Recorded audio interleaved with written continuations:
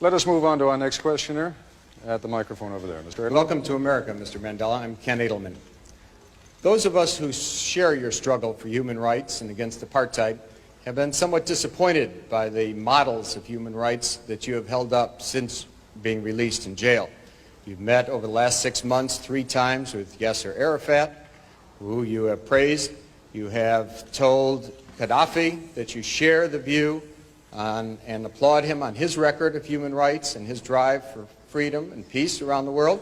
And you have praised Fidel Castro as a leader of human rights and said that Cuba was one of the countries that's head and shoulders above all other countries in human rights, despite the fact that documents at the United Nations and elsewhere show that Cuba is one of the worst.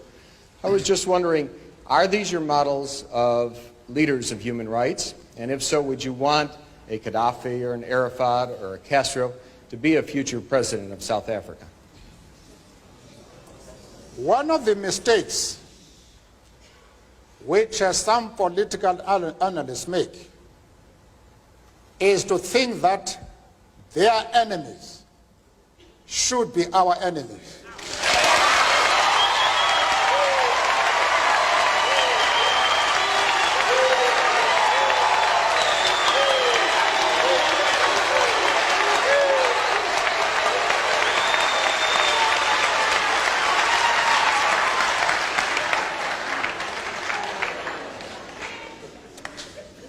That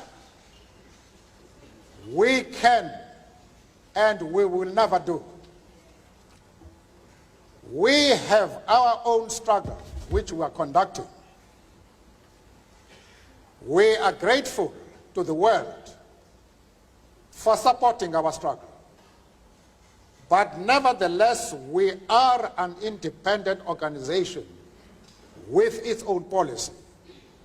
And the attitude of every country towards, our attitude towards any country is determined by the attitude of that country to our struggle.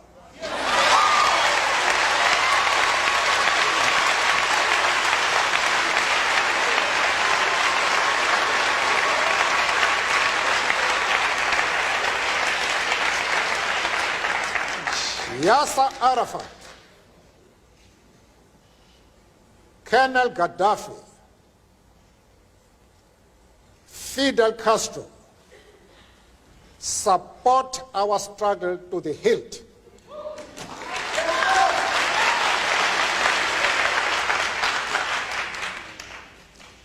There is no reason whatsoever why we should have any hesitation about hailing their commitment to human rights as they are being demanded in South Africa.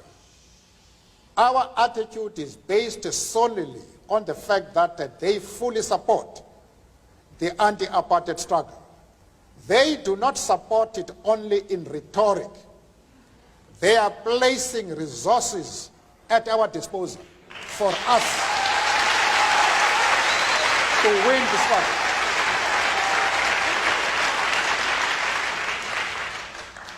That is the position.